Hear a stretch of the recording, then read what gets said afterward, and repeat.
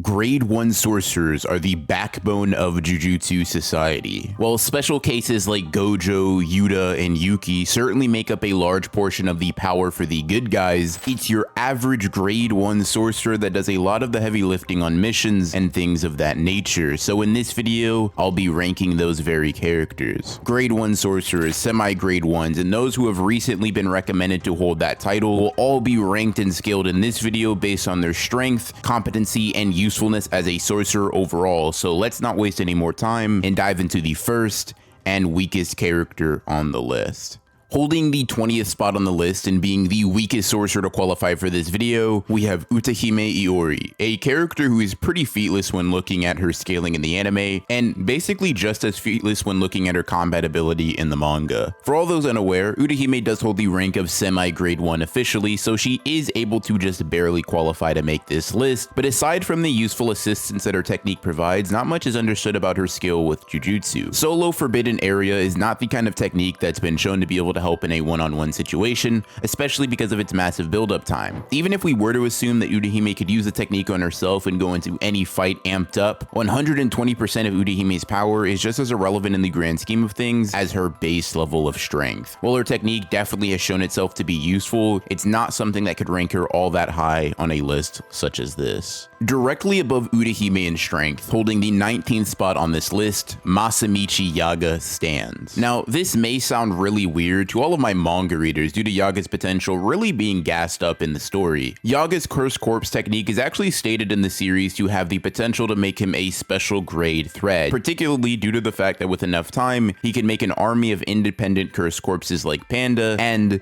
this is all well and good, but it's obvious from how the story plays out that this special grade ranking is only held in regards to his potential, not in terms of his actual fighting prowess. In terms of combat ability, it's actually really murky just how strong Yaga could actually be on any given day. The only time we see him create a Cursed Corpse on the spot is very early on in the story when he's assessing Yuji's motivations for becoming a sorcerer. This becomes quite sad as his main feat when you realize that Yuji, without any cursed energy training, was able to restrain this very Cursed Corpse after getting hit a couple of times. He was still competent enough to attain the rank of grade 1, so despite his featlessness in both the anime and manga, the implication that grade carries his power quite a bit, or at least this is what you could argue, but like many other things in Jujutsu Kaisen, the ranking system isn't that straightforward. Because we don't know the conditions in which Yaga has fought in, or what exactly he has accomplished to rise through the ranks, it's impossible to argue that he should be much higher on the list, especially when comparing him to other characters with actual solid feats. I do think it's fair to put him over, say, the likes of Utahime, because his Cursed Corpses do display some level of fighting ability, and while he doesn't ever seem to have a Panda level 1 on hand, it does likely make him and his technique more suited for combat than her. The only scenario in which I can see Yaga being a pretty relevant character is if you gave him Batman level prep time and maybe gave him several years to build up an army of Cursed Corpses, but otherwise not all that impressive.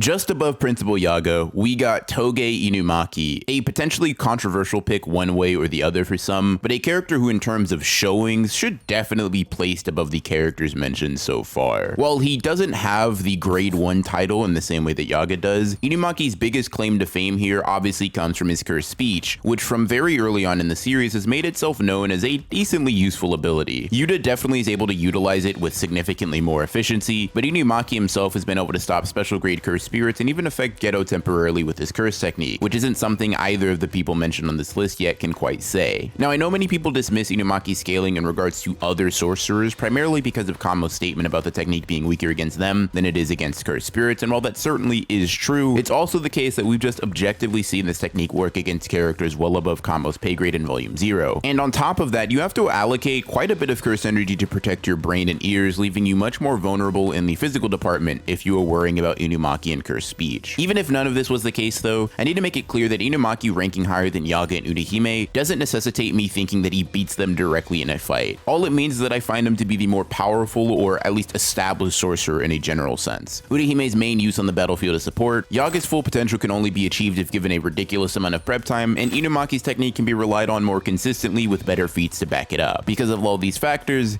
he ranks this high. The reason he doesn't go any further is simply because the following characters on the list are just more established and competent characters. Speaking of which, Mechamaru is the next character on the list. In his regular puppet form, he also holds the rank of semi-grade 1, and just seems to be the overall more adept sorcerer when comparing him to those mentioned before. Some may wonder why I'm not taking Mechamaru's massive robot form into account when I rank him this low, and that's simply because I have that version of him in its own slot on the list because the scaling is entirely different for Ultimate Mechamaru Mode Absolute. When not relying on that mech though, he still isn't shown to be a complete slouch, as in his battle with Panda, he is essentially able to kill him 2 times by destroying 2 out of the 3 cores that he possesses, and his firepower all but speaks for itself. Because of his robotic nature, curse speech in particular is likely to have no effect on him, but even aside from that, he seems to have some decent close quarters feats, and his range attacks are lethal for even decently strong sorcerers on this list. Despite his competency, Panda did actually win their fight, and therefore has a pretty good reason to be placed directly over this version of Mechamaru. Now, I know that I said direct matchups aren't the thing I'm judging these characters on, and that's true in certain situations with specific caveats, but when talking about 2 characters with pretty straightforward abilities like this, putting Panda above someone because he's able to beat them in a fight seems pretty intuitive to me. Now, you may be wondering why exactly Panda's on this list, because he doesn't formally hold the rank of semi-grade 1 or grade 1 sorcerer in any capacity, but as mentioned in the beginning of the video, the 5 students recommended by Todo and Mei Mei also made it onto the list, considering that in the story they are implied to have the capacity to operate at this level, and they are officially recommended and put into the process of becoming grade 1s. Panda in base is already decently powerful and competent in close quarters combat, being able to toss Nobara around during training, spar usefully against Maki, and pummel Mechamaru in this form, but his most impressive stuff comes from his gorilla mode feats and statements. This version of Panda burns through cursed energy like crazy, but it's also been shown to be extremely adept in physical combat, even when compared to his baseline level of scaling. With just one attack, he's able to demolish Mechamaru's arm and send him flying across the forest they were in. When he uses unblockable drumming beat, his attacks are stated to resonate within the opponent and cause internal damage, making them particularly useful against characters that are stronger than him, and to a certain extent, making blocking a useless endeavor. We do see later in the manga that unblockable drumming beat is indeed blockable as hell, but he is praised slightly by a character who just pummeled his base form when he turns into the gorilla, so I guess that's something. Now, it's known that Panda has 3 cores, the first 2 housing the souls of Panda, Panda, and Gorilla Panda, while the 3rd core is supposed to house his sister. And it does, but she's relatively featless compared to the other 2. Panda kinda gasses her up and says that no one sees her face and survives, but that doesn't really go anywhere in the manga, at least not yet.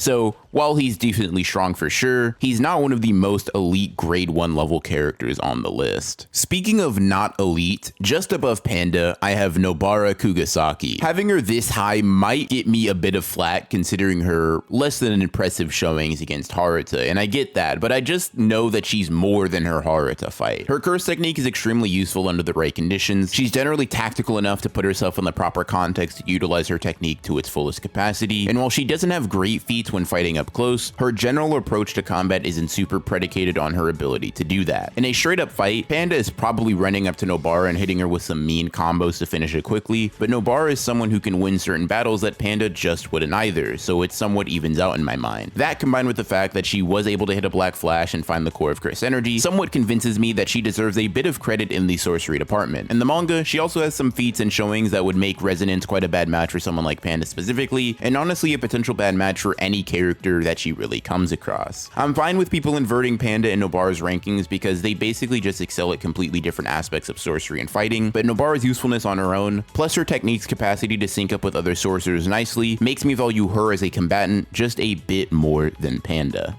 Kamo is next up on the list, and when looking at his feats and goodwill particularly, it makes sense why I put him here. It's pretty heavily implied during this arc that Kamo is the strongest Kyoto student aside from Todo, and as such he should likely just scale above the likes of Mechamaru when it comes to sorcery. In this same arc, he's also able to press Megumi physically, and this same Megumi later goes on to sync up with Maki's attacks against Hanami, implying a general relative level of speed, with Goodwill Maki probably still having the edge on him in strength and durability. With blood manipulation, he's shown to be able to fight at many different ranges with many different strategies, and while his piercing blood isn't nearly as potent or fast as Choso's for example, it is able to actually chip part of Hanami's skin, which isn't an unimpressive feat for characters of this tier to say the least. When ignoring his feats from the manga, I'd say that this is a pretty fair placement for him, but later on in the story he's able to react to an extremely fast character in a way that almost doesn't seem befitting for someone of his caliber, so some may argue for this to be an outlier. With Mechamaru, I was willing to provide multiple versions of him on this list just because of how vastly different they are in combat ability, but if you take his reaction feat against the curse into account and think it to be consistent, he should probably just scale 1 or 2 places higher on the list. He'd be extremely fast, but he doesn't have the attack potency or durability to go that much higher. Honestly, he doesn't get enough quality feats post Goodwill for me to really go in depth on them or even speculate all that much. He's very competent in his own right, but generally speaking, he caps out on the low end of the list. Thankfully, Maki is next, and I say thankfully because she has enough feats to pretty easily put her above the likes of Nobara, Panda, Kamo, and everyone else that was on the list before her, so much so that it's not super contentious to point out that she exists here. Nanami literally tells Nobara to go home because Shibuya is getting too intense for someone like her, and while he doesn't want Maki to be present for the upcoming battles either, it seems that he is slightly more in favor of Maki joining them than Kugisaki. In the Goodwill and Shibuya arc, she just demonstrates significantly better physical feats than anyone on this list that I've mentioned before can dream of. With Playful Cloud, she's able to tear a chunk out of Hanami's arm and do the same thing with Dagon, and even without that curse tool, she was able to take a kick from the special grade squid without much damage. Maki's an interesting case here because she's so obviously above the aforementioned characters, while she's simultaneously still completely trumped by the very next tier of sorcerer that I'm going to talk about in this video. For all those wondering, just like with Nobara and Panda, Maki doesn't hold the rank of grade 1 or even semi-grade 1 in any formal capacity, but she was recommended by Todo and Mei Mei, which is why she's mentioned with pro grade 1s here. I'll also be talking about the stronger versions of her in the latter half of this video, just as I said I do with Mechamaru. Before we can talk about different versions of Maki though, we got quite a few more sorcerers to talk about in rank, starting with some characters that haven't shown up in the anime in any capacity quite yet. For all those who want to completely avoid manga spoilers, skip to this timestamp. But if you've read the manga, or simply don't care, above Maki, we have Junichi, who is here for pretty obvious reasons. As one of the highest ranking members of the Zenin clan, and a character who was in the running to become the next clan head, it's quite obvious to see why he'd be above Maki before her major power-up. They looked at her as such a weak opponent at the time that the only way she'd be able to kill a character on Ogi's level is if he were sleeping or on the toilet. While Ogi is likely stronger than Junichi by a decent margin, as I'll get into shortly, it's quite obvious that the Zenin of this level wouldn't even blink twice at Maki in Goodwill and Shibuya. Ogi also very obviously exists above Maki in terms of scaling, considering he kinda just beats her in a fight with basically zero difficulty. I have Ogi above Junichi here for the simple fact that he seems to be under the impression that nobody else in the clan stood in his way of becoming the next head, except Naobito, Naoya, and I guess recently, Megumi. He says that he's only inferior to his brother in terms of quality of their children, but this just isn't the case at all, at least when looking at other material that we have that sounds a little bit more official. Not only is it made clear by the narrator that Naobito was the second fastest sorcerer aside from Gojo, making Ogi a liar out the gate, Maki also finds herself struggling against a slower version of Naobito, whereas as soon as she awakens, she blitzes and one-shots Ogi immediately. Human form Naoya is able to perform significantly better against Maki than Ogi, and considering that he's just objectively inferior to Naobito in regards to speed and technique, it's likely that Ogi was just blowing smoke when he made that statement. He's not a pushover depending on who you ask or what tier of character we're talking about, but he's also nowhere near the level of Naobito, especially when it comes down to feats.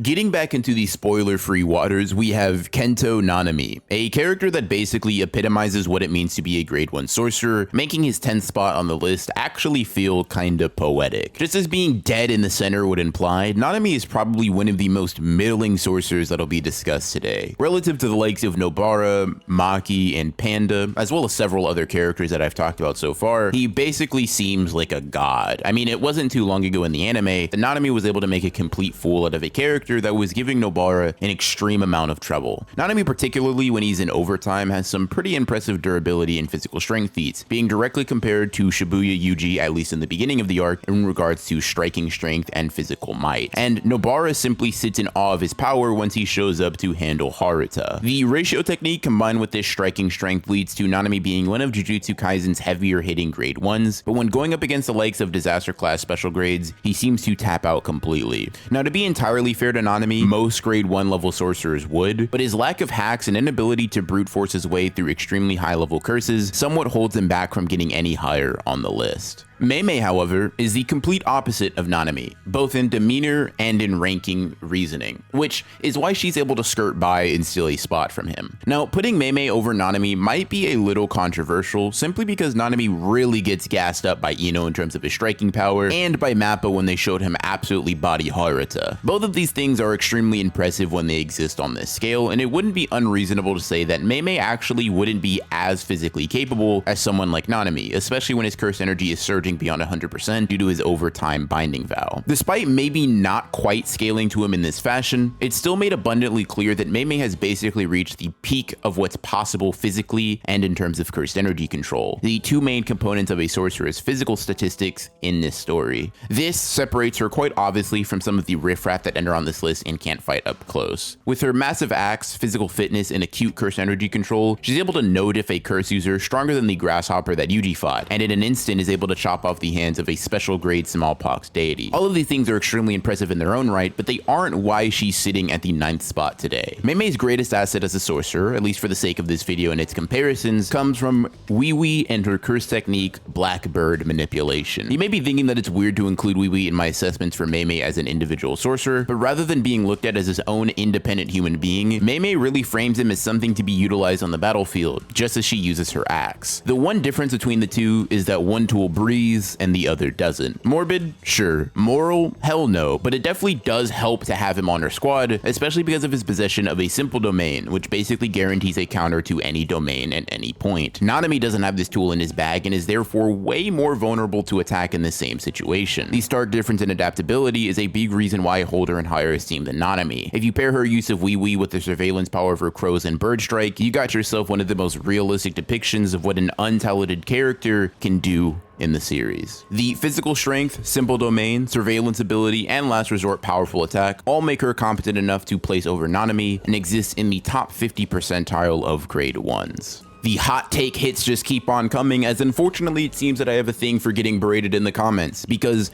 above both Nanami and Mei Mei, I made the bold decision to put Kusakabe, a character who comparatively has a very small amount of feats that can be scaled and properly contextualized. If you're an anime only, I just know you're confused why he's so high on the list when all he's really done is complain about being in Shibuya and maybe cook some fodder curse users. Depending on your stance on his main feat, even manga readers can be looking at me a little confused or annoyed for putting him so high based on what is essentially one showing. Before diving into that though, I think it's important to know that Kusakabe is implied even before this feat to be an extremely skilled sorcerer who is deserving of his rank of grade 1. Mei Mei actually compliments Yuji by comparing him to Kusakabe in terms of competency without a curse technique. Keep in mind, this Mei Mei has seen Yuji fight against Todo. She's aware that he tag team a disaster curse spirit with them, and is also aware of how quickly he dealt with the grasshopper curse spirit. So generally speaking, she has a pretty decent pool of knowledge on Yuji up to this point, yet she still sees it appropriate to compare the two in a positive light for Kusakabe. Not only that, but he's shown to be an excellent swordsman and simple domain user, giving him an obvious counter to domain expansions, and just like Mei Mei, giving him an explicit technique leg up that Nanami cannot use. These two things on their own are marginally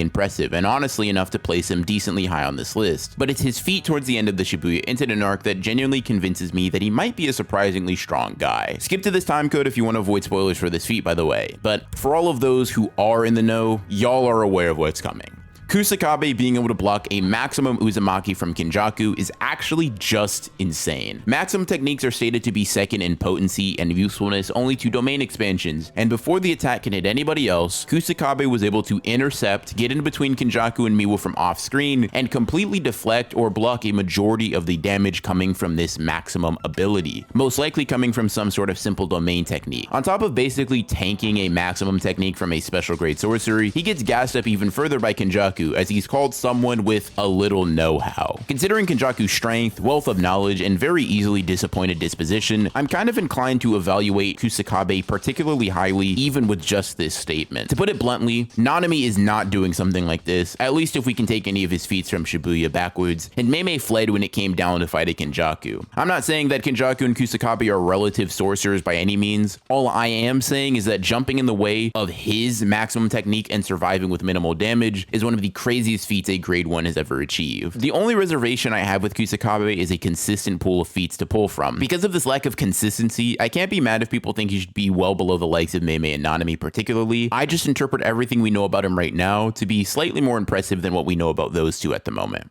Finally, we can loop back around to Mechamaru on this list once more, specifically Ultimate Mechamaru Mode Absolute, the gigantic mech form that fought Mahito and the version of Kokichi that is clearly at his peak. In terms of attacking power, I honestly don't think much needs to be said in Kokichi's case here. Even without the storage nature of the massive robot, he already possessed heightened levels of curse energy capacity and output relative to your average sorcerer, but this effect compounded exponentially due to several years of cursed energy being bottled up and stored for high level usage of power. It's easily enough to burn Mahito quite heavily with just one blast, and even Geto says that his attacking power is on par with a special grade at the moment. Now, it's not clear whether or not he's referring to a curse or sorcerer when he says that, but the flippancy in which he makes this statement implies that Kokichi isn't putting out special grade sorcerer levels of power at once, being more comparable to the likes of Jogo, Hanami, Dagon, or even Mahito in that department. Kokichi's speed and mobility honestly isn't that bad in this form either, despite what it might look like. He's able to keep track of Mahito's movements quite well, and he's also able to connect his attacks pretty consistently. Mahito at this point is strong enough to damage the suit, but even this doesn't really detract from his scaling, as this version of Mahito is physically powerful enough to do some significant damage to Shibuya Yuji, one of the most physically imposing characters that's going to grace this list. So even in the durability department, Kokichi isn't all that lacking. Honestly, for a very limited period of time,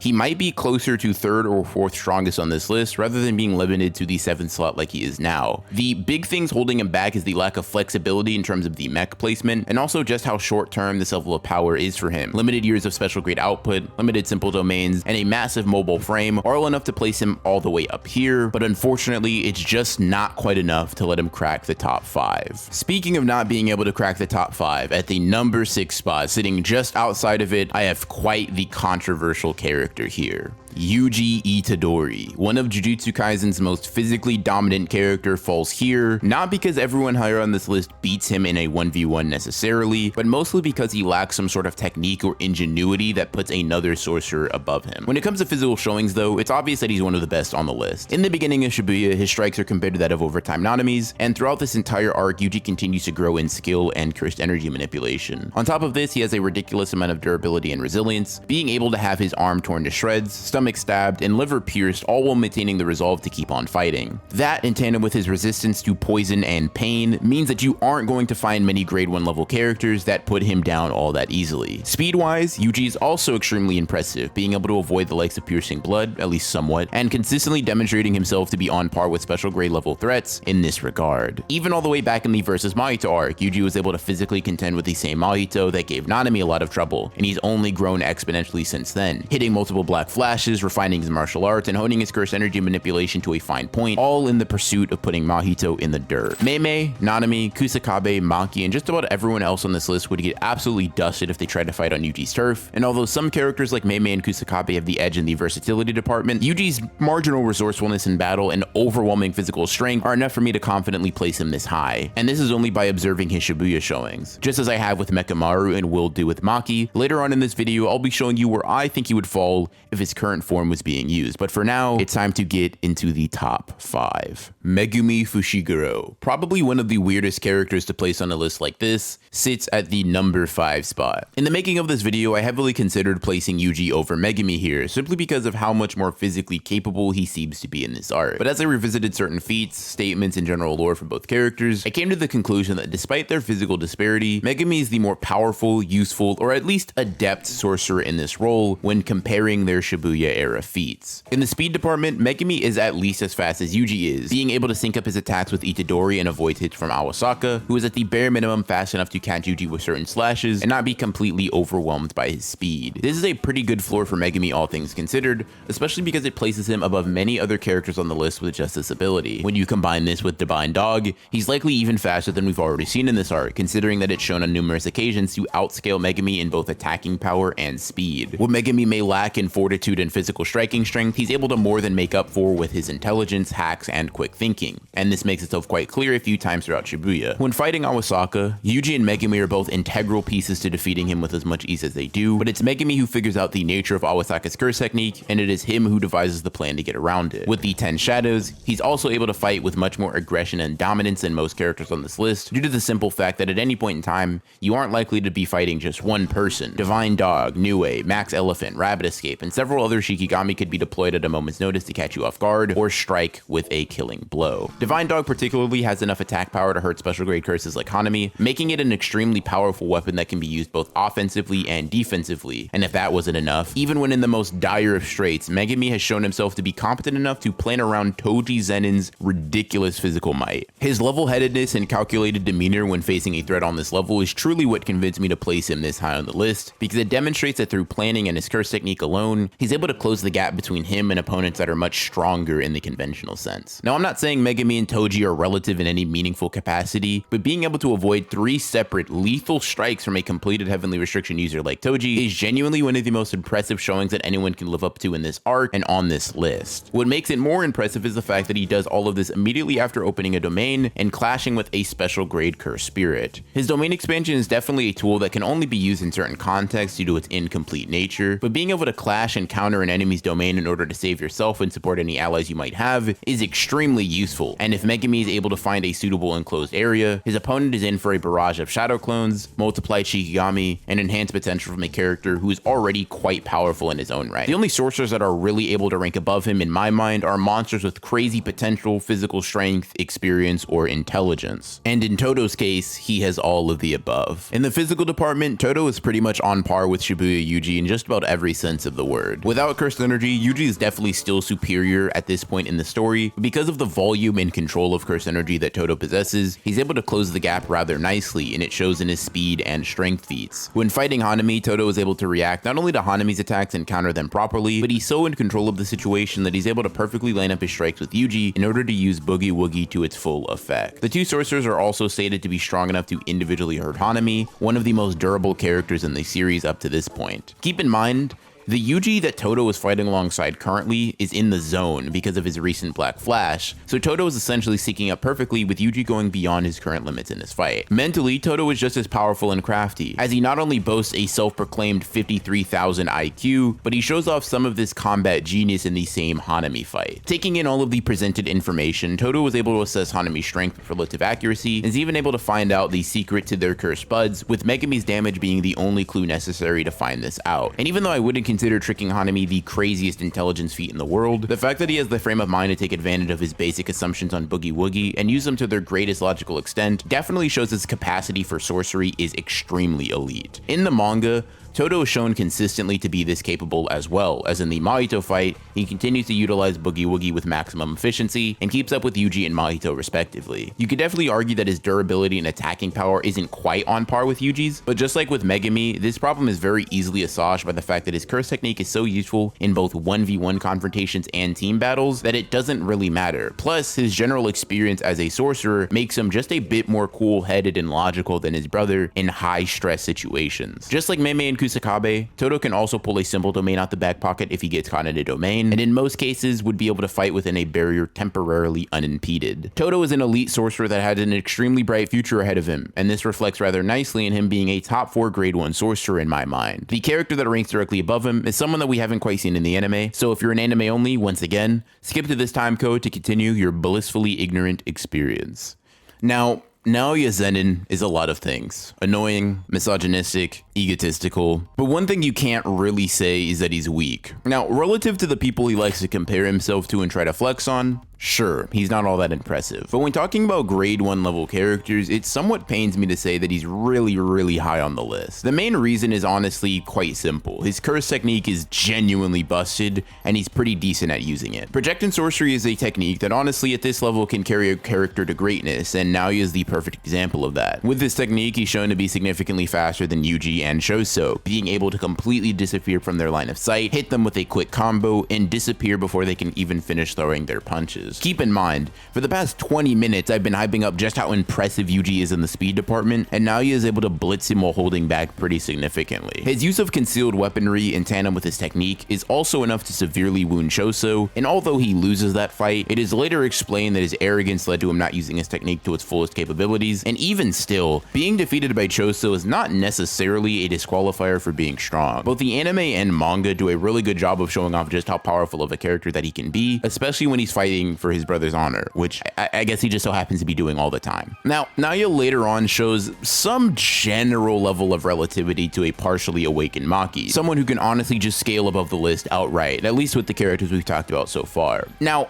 I'm not saying that Naoya and Maki are equals in the speed department, but it is made pretty obvious through the choreography and the way that Naoya is speaking that he's able to at least keep up with Maki's movements visually and physically, which is more than what a lot of characters on this list can do. Attack potency wise, you could definitely make the argument that Naoya is somewhat lacking, but due to him carrying a weapon and projection sorcery making him so fast and granting him so much momentum, it is implied that he can just punch through characters at supersonic speed and cave their chests in. Naoya seems to surmise that Maki's intention was to take the brunt of his charge at the cost of internal damage, and even when injured, being able to hurt someone like Maki in any capacity is a pretty good physical feat. Because he is one of the Zenin clan high rankers, it's also likely that he has Falling Blossom Emotion, which is a pretty good stock raising technique to have in his tool belt. He's definitely lacking in the intelligence and calmness department, which is part of why he can't rank much higher, but honestly, the last 2 to 3 characters I'm going to talk about simply outscale him by a large margin. The first to do so is Naobito Zenin, the head of the Zenin clan and the fastest sorcerer alive, at least when not counting Gojo. Now, if you were here for the manga character section just a second ago, I'm sure you can understand what makes him such a uniquely powerful sorcerer, and as an anime fan, I'm sure the recent episodes of season 2 made that rather clear as well. As the fastest sorcerer, Naobito basically has the green light to blitz and freeze most characters on the list. His pure speed and unpredictability when using this technique is palpable, and although he isn't physically strong enough to body Dagon on his own, the fact that Naobito is put likely above Jogo in speed is bad news for anybody that want to go up against this guy. Unless you're essentially like Toji, Sukuna, or Gojo, don't even bother trying to win in a contest of speed with him. The fact that he can also just freeze opponents with one simple tap makes him way more dangerous and one of the strongest characters to hold the title of Grade 1. His technique is useful when fighting with a group of people or alone, and his anti-domain ability makes it so that a domain expansion is not going to take him out of the battle. When it comes to Grade 1 characters in Shibuya, Naobito is hands down my pick to be the greatest Grade 1. For anime onlys, this is where we part ways. Let me know if you enjoyed the video down in the comments, feel free to scream at me over placing a character in the wrong spot, and check out this video where I rank the Disaster Curse spirits with similar criteria. If you're in the mood for more videos like this, but you are a manga fan or just someone who doesn't care about spoilers, we got one more character, or rather, a set of characters to knock out before we close this video. Maki and Yuji are currently the strongest sorcerers in the series that should still be able to lay any sort of claim to the Grade 1 position. Technically speaking, the recommendations post Shibuya shouldn't have been rescinded in any capacity, so unlike sorcerers like Hikari, for example, who were previously suspended, it's fair to say that these two still lay some sort of claim to the whole ranking as they were. I think it's self-evident though, why, if these two fit the criteria, should probably just scale above everyone on this list without question. In Maki's case, she's become just as powerful as Toji, meaning she's faster than Naobito, physically more durable and powerful than anybody else that I've talked about in this video, immune to domain expansions, and capable of wielding Soul Split Katana, a blade that, as the name implies, is able to cleave the souls of objects that it touches and ignores conventional durability. Now, Yuji isn't quite as strong as Maki, at least not from what we've seen objectively so far, but he does seem to scale quite close to her physically, and is even able to briefly surprise Sukuna with his overwhelming strength. He's also implied to have a new technique relating to the soul, and potentially more tricks up his sleeve to use against Ryoma and Sukuna, so I wouldn't be surprised if Itadori very soon becomes the clear number 1 on this list. For now though, Yuji's number 2, with Maki being the strongest character that meets the qualifications of this video. If you enjoyed the video, subscribe and hit the bell, and click on any of these videos up here if you'd like to see more power scaling content from me. I hope you enjoyed the video, and I'll see you in the next one.